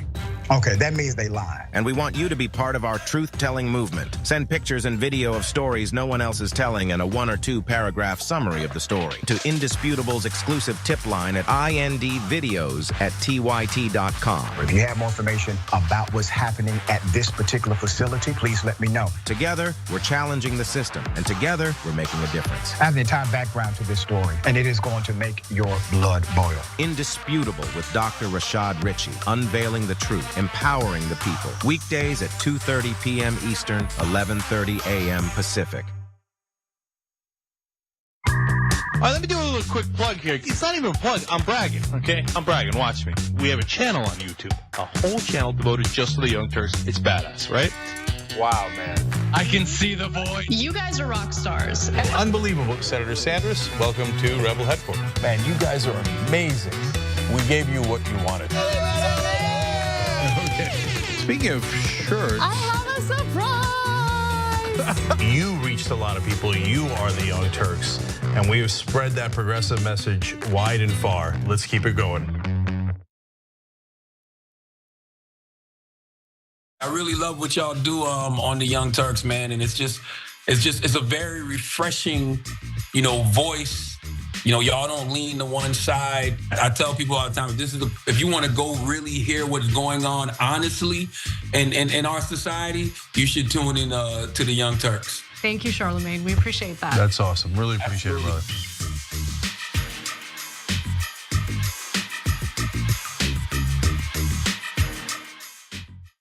Here's the inside scoop on diners in LA. You want good pastrami sandwich, you go to Factors. You want to see some people in the business, you go to Nate and Al's. You want the best variety? My secret spot's the Nosh. Now here's the inside scoop on politics and news. You go watch the Young Turks live every day at 6 o'clock Eastern.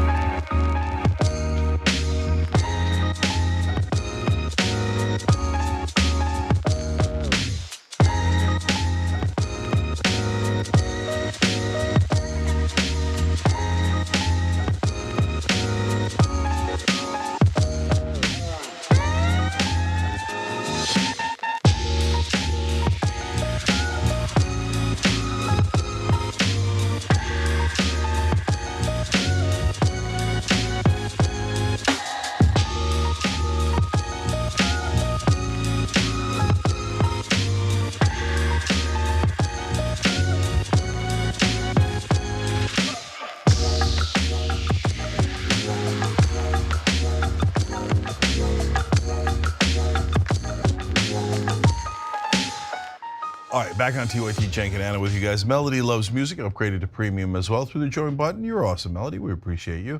All right, Anna, what do we got next?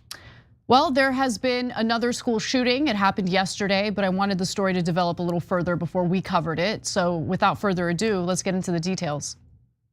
This morning, a heartbroken community searching for answers after a teacher and student were killed in a shooting at Abundant Life Christian School. The shooting happened inside a classroom in a study hall of students from mixed grades. Overnight, police identifying the shooter as 15-year-old Natalie Rupnow, who went by Samantha. She was a student at the school, and evidence suggests she died from a self-inflicted gunshot wound. Investigators searching her home Monday. Well, there you have it, yet another school shooting here in the United States. As you heard in that report, a teacher and a teenage student were killed in yesterday's Wisconsin shooting.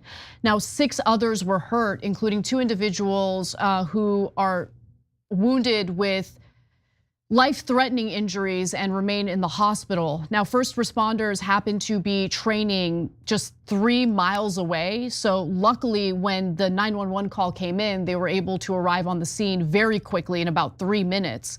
Now, the shooter has been identified as a 15-year-old. Natalie Rupnow is her name. She goes by Samantha. And we know very little about her. She did have what's being referred to as a manifesto. It was leaked online. I did read it, and it's not really much of a manifesto. It's the ramblings of a young woman, teenager, who was very clearly going through something difficult in life. She was really depressed about humanity, called humanity filth. So that kind of gives you a sense of her state of mind. Now, it's not clear where she got the 9mm handgun that she used to carry out the shooting, but this is important. It is considered illegal, both federally and in the state of Wisconsin, for someone under the age of 18 to possess a firearm. In August, her father posted photos of what appeared to be a teenage girl, presumably his daughter, shooting a shotgun at a local club. This is something that happens all across the country. You know, parents will go to a shooting range with their kids, or they'll go hunting with their kids. So it's not far-fetched for something like that to happen. But police say her parents are cooperating fully with the investigation. Now, as you also heard in that video, she died from a self-inflicted gunshot wound. And so far, we have very little information about her motive, but currently authorities are searching her home and are going through her social media looking for some clues in regard to that motive. And a law enforcement official familiar with the investigation says that the shooter planned the attack in advance. This was definitely premeditated. Few more details. The source indicated that information gathered by investigators suggests the shooter had been dealing with problems and expressed some of those in writings, which they are now reviewing. And here's what Madison Police Chief Sean Barnes said in a press conference today. Identifying a motive is our top priority. But at this time, it appears that the motive was a combination of factors. Again, we cannot share that information at this time because we do not want to jeopardize the investigation and those who are currently cooperating with us. We know a document has been widely shared on social media. At this time, we cannot verify its authenticity. We have detectives working today to determine where this document originated and who actually shared it online. Again, we are working to authenticate the documents that you see online that some are referring to as a manifesto. And as soon as we do that, we will let you know. Again, that was Madison Police Chief Sean Barnes. Go ahead, Cenk. Yeah, does anybody consider writing a manifesto without killing someone? We should probably should put some thought behind that. Okay, so look, I know that it's a cultural thing for some Americans to take their kids out shooting when they're minors. Nevertheless, I think it's a terrible idea. Terrible. I think it's a terrible idea to have guns in the house when there's kids under 18. I know a lot of you don't agree and you think you're defending yourself, but I got a 14 and a 12-year-old. They shouldn't be anywhere near guns, and not for a long, long time. So they don't have the emotional maturity. That's why we don't let them drink beer for another 6 years after 15, right? But you think they have the emotional maturity to handle a shotgun and handle other guns? No, they don't. And remember, teenagers have massive mood swings. If in the middle of one of those mood swings there's a weapon around, that's a recipe for disaster. Kids shouldn't be anywhere near guns, anywhere near them. But no, we got a culture that says, no, guns are awesome. Guns are the answer, and I forgot the question. Well, then don't be surprised. And people are like, here I feel terrible. It's a Christian school, right? And they're so shell-shocked. They can't believe it. Number one, what is there not to believe? Look, I've been saying this for over a decade now. There's gonna be a shooting near you because they're endless. So the mass shootings happen at more than one a day. That's 4 people getting shot in one shooting. There's been 554 school shootings in the last 11 years. So why are you still getting surprised? The local police department was preparing for a school shooting exercise when the school shooting happened. That's how used to we are of school shootings. We're like, oh, I mean, we could change our gun culture and we could change our crooked politicians. No, let's not do that. Let's just have our kids get slaughtered and be shocked every time. Oh, I thought other kids were gonna die. I didn't know my kids are gonna die. Yeah, brothers and sisters, that's how it works because it's random. And then of course they're extra shocked because they thought the thoughts and prayers would work. And that's not really how it works. So, just to reiterate, both federal and state laws indicate that a 15-year-old is not to be in possession of a firearm, and she was. We also know that her parents are cooperating with the authorities, so this story will develop and we'll learn more about how she obtained the firearm. But a trend that's been playing out in some of these shooting cases is the prosecutors will go after the parents if the parents purchased the gun for the shooter, or if the parents were irresponsible and didn't keep the gun in a safe or in a place where their children would be unable to reach it. And so I think that that is the right approach, especially in lieu of passing legislation pertaining to some of the more common sense gun regulations. Because in this case, she was in possession of an illegal gun. She shouldn't have had a gun in the first place. Yeah. No, look, it's your core responsibility as a parent to protect your kids and also to protect the community. You can't, you try to socialize your kids to have empathy, to have curiosity, to have all these different things that are positive things. And you have a responsibility to make sure that your family doesn't get hurt, but that your family also doesn't hurt others. So I agree with the authorities. Now, if you're buying guns, in my opinion, like a jackass for a 15-year-old who's got let alone a 15-year-old with emotional issues, and then you go, oh, well, no one could have seen this coming. No, I see it coming. So you could forget the past for a second. In the future, if you're going to buy your kids a weapon before they're 18, I see it coming now. It's going to be a disaster. And you think, no, that's for other people, but not mine. No, yours too. Yours too. They're too young to handle weapons that could kill people. It's so obvious. And if we weren't so blinded by our culture and our politics, you would know it was obvious. It's obvious to the whole rest of the world. The rest of the world thinks we're absolutely nuts for how much we use guns, celebrate guns, how much we accept mass shootings, school shootings. They're like, you guys don't mind your kids being massacred? What is wrong with you guys? And if you say we shouldn't do any gun control and we shouldn't do any of these actions, then you're saying you don't mind the mass shootings, that it's worth that your hobby is worth that price. I'm keeping it real, even if it hurts your feelings. All right, let's take a break. When we come back, I want to talk a little bit about some poor decisions by Congresswoman Alexandria Ocasio-Cortez. Because, look, if you want a leader, just know leaders lead, they don't comply. We'll be back.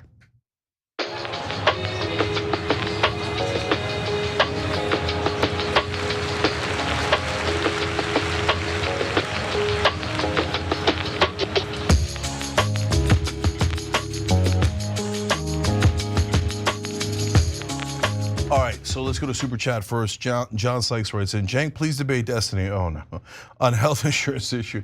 I've debated that brother so many times, I'm exhausted from it. And he's always got the contrarian point of view. It never makes any sense. He's always, okay, I'm in favor of corporate Democrats. He's like the last person left on earth in favor of corporate Democrats. And I'm in favor of Israel slaughtering the Palestinians.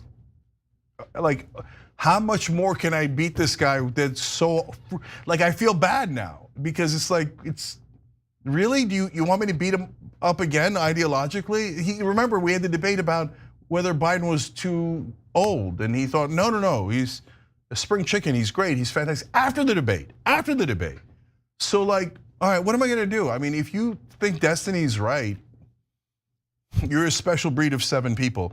Anyway, he continues, this dude was unironically defending health insurance companies like his life depends on it while calling himself a social democrat. That makes no sense at all, okay? Like, I call myself a democratic capitalist and privatized health insurance makes no sense. Even in capitalism, it makes no sense. If you're calling yourself a democratic socialist or whatever you're calling yourself, and you're in favor of only privatized health insurance, you're not even trying to make sense. John Mariana says, intimidating and discrediting the press is what autocrats do. It might sound reductive, but this explanation accounts for what might otherwise seem like a bad strategy, referring to Trump going after Ann Seltzer and all the different media companies. That's a good point, John, that it's silly and he looks like a sore winner and it looks ridiculous, but it may be his blunt instrument, ham-handed way of trying to intimidate the press, etc. So I hear you on that. BO says, watching you all speaking against the Pentagon, Trump, Israel, Musk, CEOs, plus give Bernie love.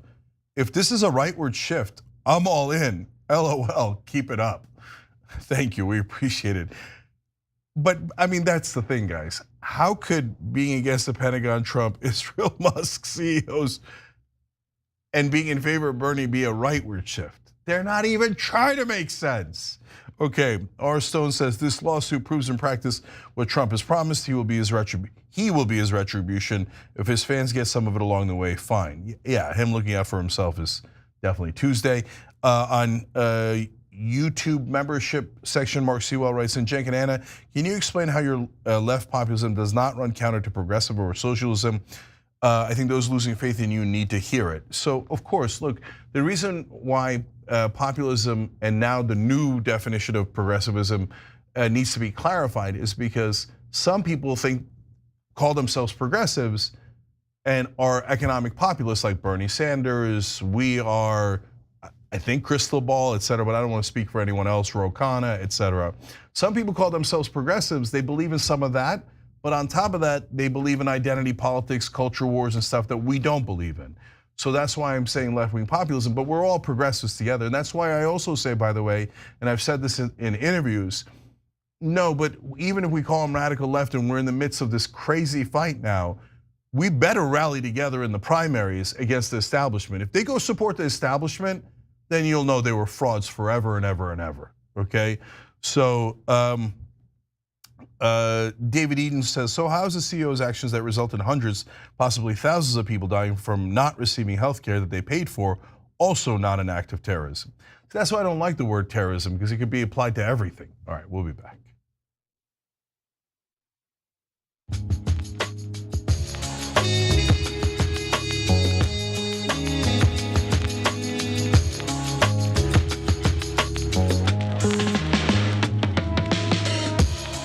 All right, back on TYT, Cenk and Anna with you guys, and one of our YouTube members, Zabel, had this thought that I wanted to share with you guys. Thank you for writing in.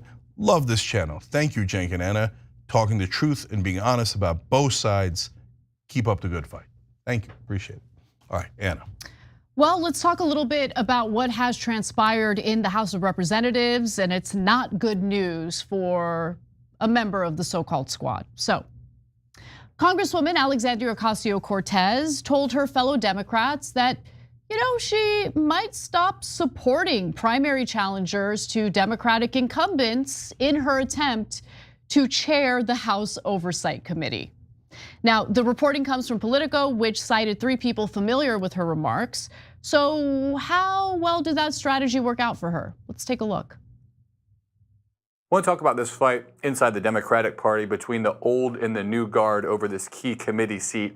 It was settled today when Representative Jerry Connolly was voted the top Democrat on the Oversight Committee, beating out Alexandria Ocasio-Cortez. The tally came down not particularly close, 131 to 84. Oops. Now, it's worth noting that AOC won her seat in the House of Representatives by challenging an incumbent Democrat. Okay, that was Joe Crowley, and this happened back in 2018. Again, this means that she won her seat in Congress by challenging a Democratic incumbent. That was the whole point of the Justice Democrats. So the idea that she was willing to concede to the Democratic establishment and say that she will no longer support primary challengers to Democratic incumbents is particularly rich and also very disgusting. But maybe complying is how leaders lead, or maybe leaders lead without complying or bending to the will of the establishment that she was elected to fight in the first place.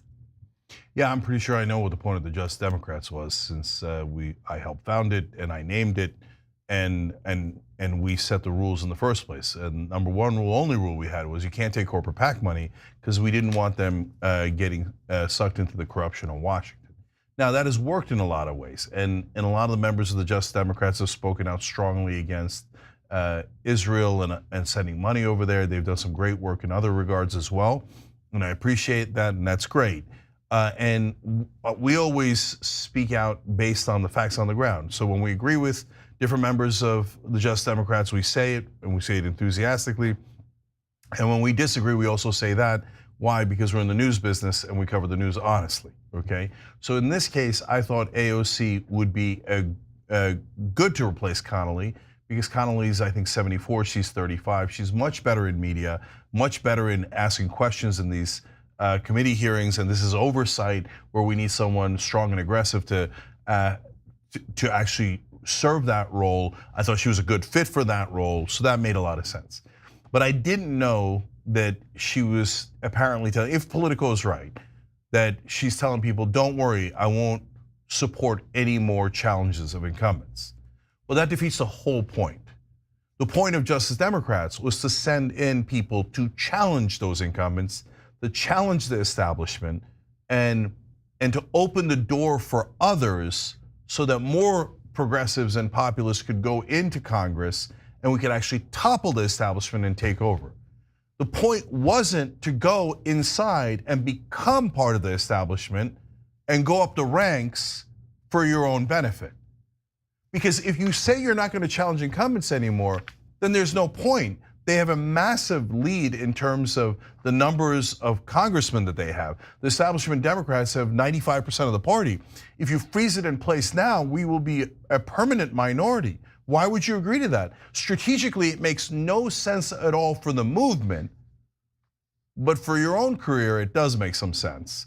And because then all your colleagues are much nicer to you, you get along better with them, you make up pretty excuses about why you had to do it, you get a better position, allows you to run for a higher office one day, etc. But if this was about you, then it was a giant mistake.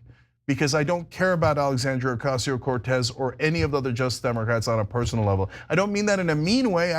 Whenever I've interacted with them personally, I've liked them. We've got along great before weird things happened, right? But it's not my job to promote their egos or careers. I don't care about that. What I care about is passing bills. And we cannot pass these bills. And I thought we agreed when we challenged those Democratic incumbents together that we cannot pass those bills if we don't defeat the establishment. So why aren't they passing paid family leave? That's polling at 84%. If you actually fought on that, it would be so easy to win. I know that in Congress they tell you everything is impossible, don't ever fight back. But when you agree to not fight back, when you agree not to challenge your own colleagues, you're saying I'd rather be comfortable than effective. And that defeats the entire point. Well, that comfort came in the form of AOC losing 131 to 84.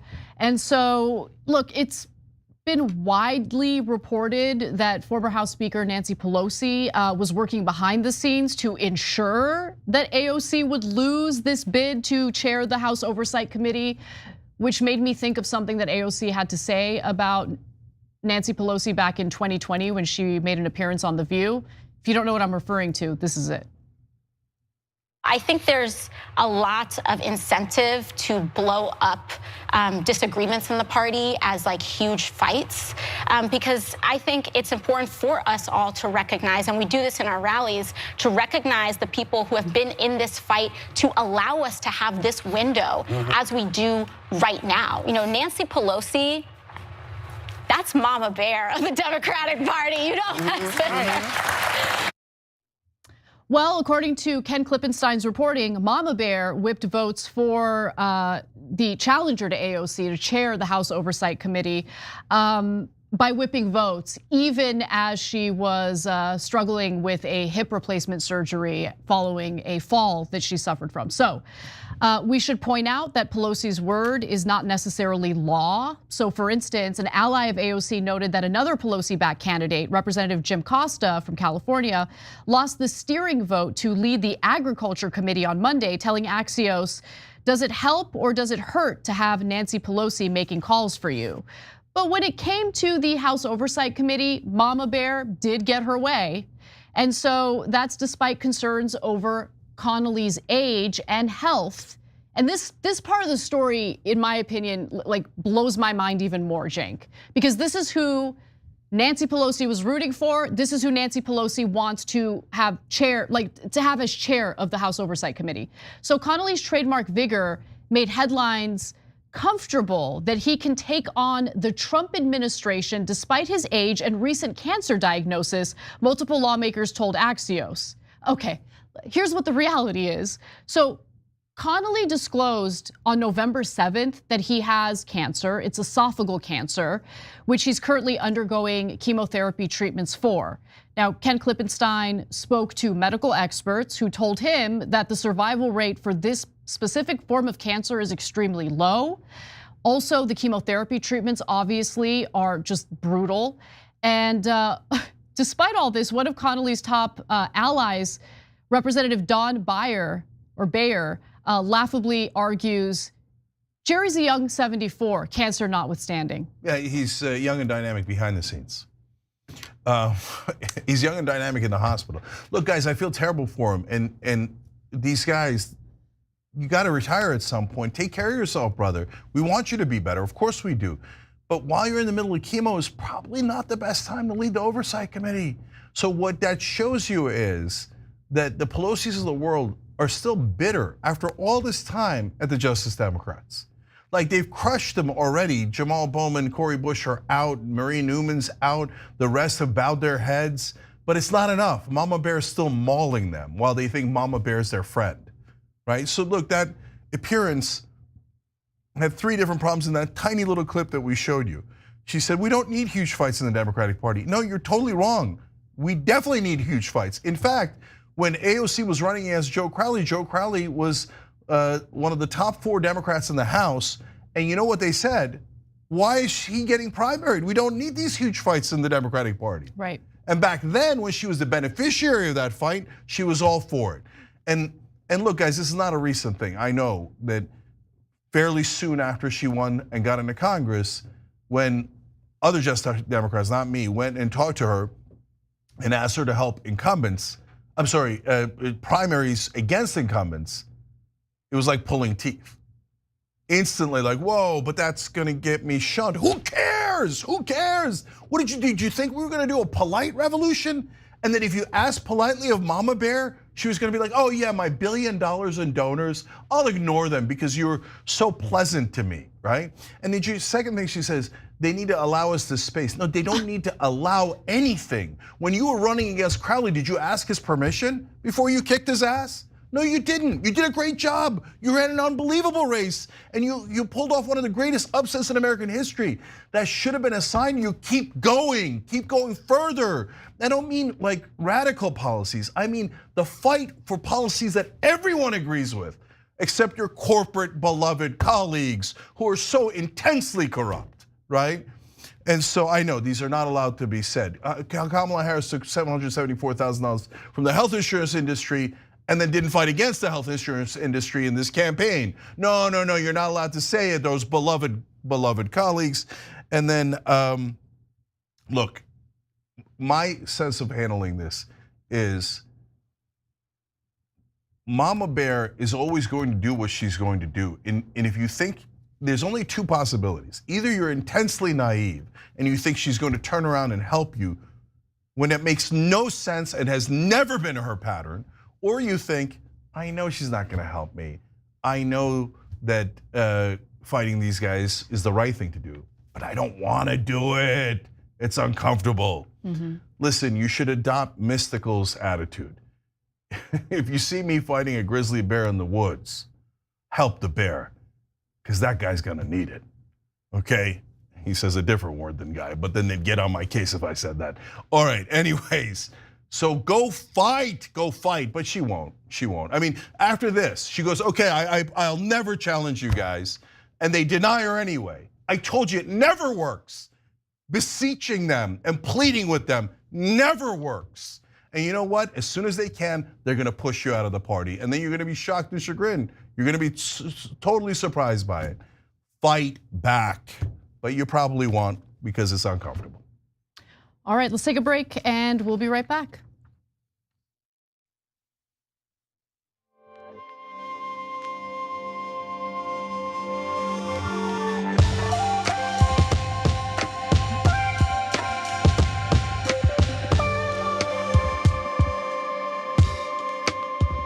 All right, so guys, shoptyt.com, good for Christmas shopping. If you have over $200, it's free shipping as well. Check out shoptyt.com. I was talking to one of our members the other day. They said they have like 5 or 6 Young Turks shirts, and said about 30% of the time that they go out and they live in a red state, somebody goes, "Oh, you watch the Young Turks too," and they make friends. So like if you want to make friends, apparently wearing Young Turks shirts is the way to go. ShopTYT.com, we appreciate that. All right, let's go to our members. Guam will capsize Dragon writes in. I think most people who identify as conservatives are actually left. It's just that conservative media tends to talk out of both sides of its mouth and confuses people to the point where they elect a guy like Trump. So is that true for everyone on the right? No. But is that true for a decent number of conservatives? Yes. In my opinion, in my experience, yes. So let's go address those guys. I think a lot of them aren't even right-wingers. They just don't know it. They just hate the establishment and thought, if I hate the establishment, I guess I go to the Republicans, right? Because the Democrats seem to love the establishment. So that's why I say some of those guys are our lost tribe. But if you say that, you get the blowback that we've gotten.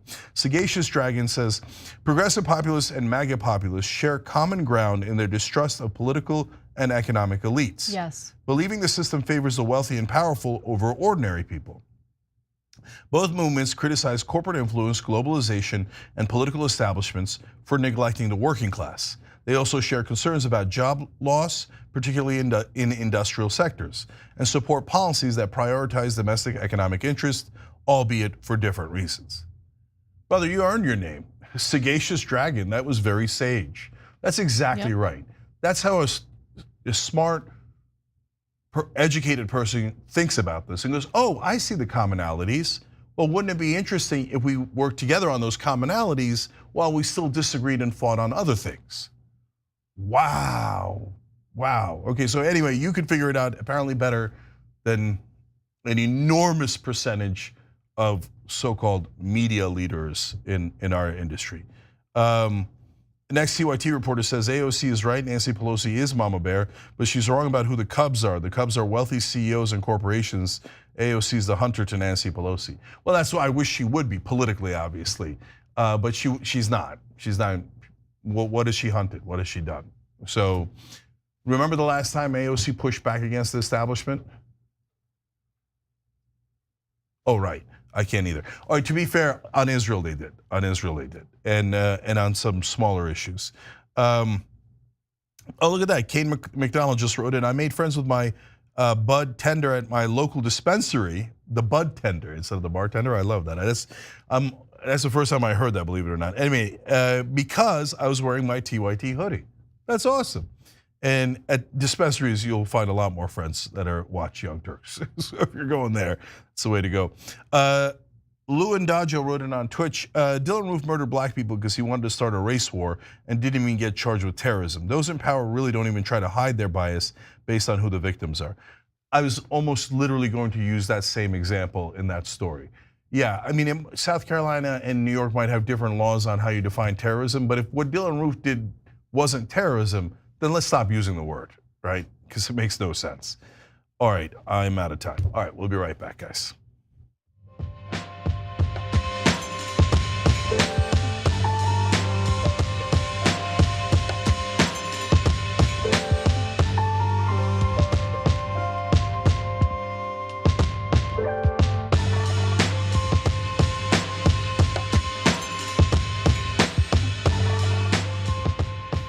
All right, I got to answer this. Back on TYT, Cenk and Anna. Stop the Madness wrote it on Super Chat. Cenk, you just announced on Twitter that you were glad AOC lost her establishment challenger. What are you talking about? Brother, I thought I just explained it. I supported her. I wanted her to beat her establishment challenger. That's because I didn't know that she'd made a secret deal saying I'll never challenge the establishment and I'll never support primaries against all of my corrupt colleagues. Yeah, that was just reported. Did that fact not change your view of it at all? And did you think that that means I'm celebrating the establishment winning? Come on, try to follow along. Okay, let's go. All right, let's talk a little bit about the likelihood of a TikTok ban actually happening. The senator that he wants to be his Secretary of State, Marco Rubio, was one of the most anti-TikTok voices in Congress over the last couple of years. It would not sit well with a lot of elected Republicans if Trump reverses on the TikTok, forcing TikTok to be sold. But what are they going to say about it publicly? Because everything else they've said over the last couple months, or since the election, is that he was just elected with a mandate. We need to at least give him a chance. Uh-oh. Well, that was this morning's edition of Fox and Friends, where Fox News White House reporter Peter Doocy explained the imminent TikTok ban could drive a big wedge between Donald Trump and other Republicans, including his potential Secretary of State. Now, let's back up for a second and just do a little bit of a refresher on the issues with TikTok, the efforts to ban TikTok, and where Donald Trump specifically stands on this issue. So this year, Congress actually did pass a law that would force ByteDance, TikTok's parent company, to divest from the app by January 19th. Failure to do so would mean that TikTok is banned here in the United States. So Trump, as we all know, is set to assume office on January 20th and has publicly stated his opposition to a TikTok ban, despite the fact that previously he was very much in favor of a TikTok ban. Now we'll get to why he changed his mind in just a minute, but it has a lot to do with one of his big donors, and that's Jeffrey Yass. He's a billionaire, and a December regulatory filing showed that Yass's trading firm owned about 2% of Digital World Acquisition Corporation, which merged with Trump Media and Technology Group in March. So that stake of about 605,000 shares was worth about $22 million based on Digital World's last closing share price. He also has a massive stake in ByteDance. He don't want to ban TikTok. That might hurt his investment. So, plus it was reported in April that Yass is the largest individual donor to federal candidates this election cycle, with more than $46 million so far in contributions, according to data from the nonpartisan Open Secrets. Yass gave more than $15 million to the Club for Growth's super PAC months before the group announced it was supporting Donald Trump. So last night, Donald Trump actually did meet with the CEO for TikTok, gentleman by the name of Shou Zi Chew. And earlier that day, TikTok's lawyers asked the Supreme Court to weigh in on this matter, to weigh in on the constitutionality of banning TikTok. Specifically, they requested that the justices temporarily block a ruling from the US Court of Appeals for the DC Circuit, which upheld the constitutional ban, or I'm sorry, congressional ban, I should say. So finding it consistent with the First Amendment because the judges said it does not target a specific message or point of view for censorship, but instead seeks to address the ability of a foreign adversary to manipulate content covertly. That's why the appeals court upheld the congressional ban. Now, in their filing to put that ruling on hold, TikTok's lawyers argue that the justices must step in to review a massive and unprecedented speech restriction that raises novel constitutional questions. The company asked the justices to act by January 6th to give app stores and web hosting services time to prepare to abide by the court's direction, and said there is a reasonable possibility that Trump will take a different approach to TikTok. So the Supreme Court now has the option of putting the ban on hold and reviewing TikTok's challenge to the ban. If they decline, the ban becomes law. And Trump could push Congress to repeal it or tell his attorney general not to enforce it. Yeah, so it's shocking that these judges, and apparently leaning in the left-wing direction in these circuits, have ruled the way that they have, because their rulings are preposterous, and the Supreme Court should definitely overturn it. TikTok has a rock-solid case. They say if you're not allowed to target one company, right? What you have to do is you have to say that there's universal rules. So if the government wanted, they could pass universal rules that apply to all the social media companies on discovery, transparency, and privacy. And so that way they could address what they claim they're concerned about, and it would apply to TikTok and take care of the TikTok problem if you think there is a problem, but it would also apply to all the other social media companies. So that's obviously the correct way to do it that affects the First Amendment the least. And that is the standard that normally the courts use, because they're weighing different interests. They're saying, is your interest in preventing this significant enough to outweigh the First Amendment concerns here? And there is massive First Amendment concerns here, because they're shutting down the voices of literally millions of Americans who use TikTok, okay? It couldn't be a more core First Amendment issue. And this is cancel culture on steroids, canceling an entire generation of people speaking out on TikTok. Now let me tell you, this has nothing to do with Chinese ownership, because like I just told you, they could do it so that it applies to all the social media companies. And is it better that private giant corporations have our information as opposed to the Chinese government? I mean, according to our government, yes. Yeah, they're like, oh, we don't mind if Meta has it, Google has it, all these other folks have it, and they use it in any way they like, but oh, we're so concerned about the Chinese. And they sell it. They sell your data and your personal information. How do you think data brokers online have information about your home address, where you went to school, all this private information? Yeah, so it's totally disingenuous, can definitely be solved, but with a different law that's less invasive, right? So we're gonna tell you in a second what the TikTok ban's actually about, but I want to note here, look, Trump is right on this issue for all the wrong reasons. So there's no question that he changed his mind when Jeff Yazd gave him all that money. And that was a spectacular amount of money, $15 million in campaign contributions, $46 million to the Republicans overall, as Anna just explained to you. And then directly investing into Trump's company means money in Trump's pocket, right? So after that, Trump abruptly changed his position. Did he change his position because he rethought the TikTok ban? Absolutely not. He changed it 100% because of corruption and the money that he received. Having said that, he coincidentally happened to change it to the correct position. Banning it is even worse. And the reason why a lot of the corporate Republicans are opposing him is because they're getting paid by different entities to try to shut TikTok down. And one of them is the one that has the name that shall not be spoken, which is Israel. Yeah, when it comes to the concerns of foreign influence, it is fascinating how they pick winners and losers, right? Yeah, and here, they're not trying to shut down TikTok because of their concerns about China. They're trying to shut it down because of their concerns about Israel. And we're gonna prove it to you guys. This isn't just wild speculation. They've said it several times, including in that segment we showed you just a second ago. Okay, so why don't we actually do that right now? So here is Brian Kilmeade parroting an establishment talking point about how TikTok is a problem for a very specific reason. Most young people are getting the news from TikTok. They have a great algorithm, they have a great business plan.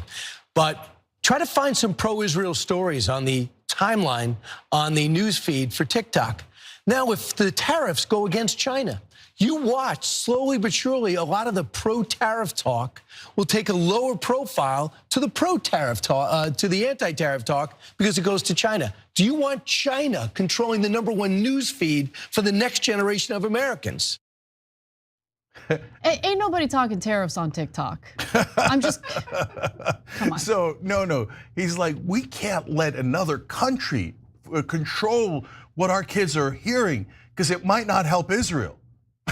Okay, Do you hear yourself? Do you hear yourself? And guys, it's not about tariffs. It's hilarious that they're talking about tariffs. No, and Brian, it's not because China's cheating against Israel. It's because young people across the world are livid at what Israel's doing, which is killing 46,000 people, 16,000 children. We see it with our own eyes. All these horrible, horrible deaths, and people are outraged by it. They're like, shut them down. Shut them down, these young American kids. They shouldn't be allowed to speak against our beloved Israel. And you're worried that TikTok is controlled by a foreign government. No, it sounds like you're worried that the TikTok is not controlled by a foreign government. Or more importantly, it seems like you're concerned with where the hearts and minds of TikTok users are on a very specific issue. You don't agree with where their hearts and minds are at, so you want to shut that platform down. And by the way, Kilmeade is far from the only person who gave the game away. Here's Mitt Romney. Some wonder why there was such overwhelming support for us to shut down potentially TikTok or other entities of that nature. If you look at the postings on TikTok and the number of mentions of Palestinians relative to other social media sites, it's overwhelmingly so among TikTok broadcasts. So I'd note that's of real interest, and the president will get the chance to make action in that regard. Typically, the Israelis are good at PR. What's happened here? How have they and we been so ineffective at communicating the realities there and our point of view? The Israelis killed a lot of innocent people, so that's why they're struggling with their PR. Cenk? Yeah, so look guys, they're not even hiding it. The real reason they want to ban TikTok is to help Israel. They don't want our voices to go out to the world. It's a fight not against the Chinese government, but against the American people for rebelling against a foreign government named Israel. All right, let's do one more story. Let's end on some fun. Lawmakers making fools out of themselves. So, elected officials are embarrassing themselves on social media as they weigh in on the mysterious drones that have been flying in our airspace in the East Coast. Now, I want to give you one example. You have Senator Republican Doug Mastriano, who put this up on X, saying that it's inconceivable that the federal government has no answers, nor has taken any action to get to the bottom of the unidentified drones. The fecklessness of this administration was on display last year when a Chinese surveillance balloon was allowed to fly over the entire continental United States before being shot down. You guys get the picture, you can read the rest for yourselves. But what was interesting about this post in regard to the mysterious drones was the photo that he had embedded on the post, and this is it. It says, breaking news, crashed drone in Orange Beach, retrieved from water and taken to undisclosed location for further investigation. Oops. It turns out, look, I am not a fan of this franchise, but those who are a fan of the franchise know that this is not a drone. It is a Star Wars related thing, a twin ion engine.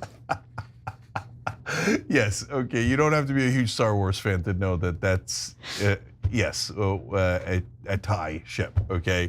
But like, I can't believe he doesn't know that. You don't have to know its name, you don't have to know which side it's on, okay? But you can't call people feckless and then say, aha, I found the secret drone and it's from Star Wars. Brother, do better. So I want to give you another example. Look, he did get roasted. So let's just have a little bit of fun with the roast. First of all, I love community notes. I don't care. Community notes is the best update to X. And so this community note said, the photo is a prop/replica spaceship from Star Wars. And then you have Utah State Senator Nate Lewin who replied saying, good to know I will never be the dumbest state senator in the country. David Sirota, friend of the show, says he's going to demand Sheev Palpatine order a full investigation led by the Imperial Senate. The Galactic Empire must be protected, using Star Wars lingo for the dunk. Yes. Dunk happened. Objectively, the funniest one, let's go to this next. Why did you post a picture of a replica TIE fighter? Are you stupid?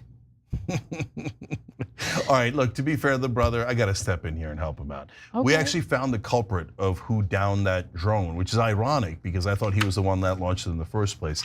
But we're gonna put this up on X soon. Wanted. You know what, the thing is, he might believe it. He might be like, this guy looks scary, man. Man, if he's flying the drones, we're in a lot of trouble here. Yes, that's Doug, that's Darth Vader. It's not a real person, okay?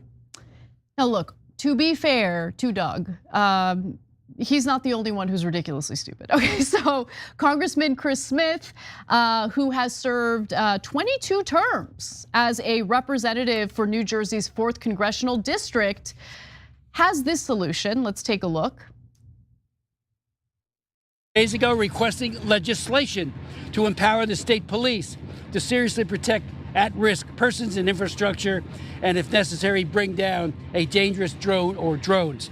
I am now drafting that bill and will soon introduce it. I want to thank him for that idea. He wants cops to just shoot down the drones, which is a bad idea because people might die, according to Bill O'Reilly. So credit to Anna. Hashtag Anna was right. She predicted that soon people would start shooting at the drones. So this guy's saying, can we please start shooting already? So dumb. I mean, we don't know what it is, so let's murder it. Okay, hold on. It's very likely the government's, right? And by the way, Anna was also right about this. Is there anyone who's in charge of the government at all? Does the president exist? Is Joe Biden conscious? How are you letting this fester? This is insanity. Yeah, and then you have, Nancy Mace, Republican Congresswoman. She's concerned that the drones are aliens. Obviously, yeah.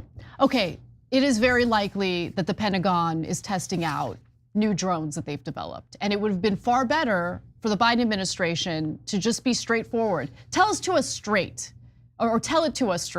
Joe. Just tell us what it is. Like, the whole reason why the government claims that they hide information from the general public is because they don't want to create panic. But in this particular case, not being upfront with the American people is clearly creating panic. So just tell people what's really going on. It's not that big of a deal.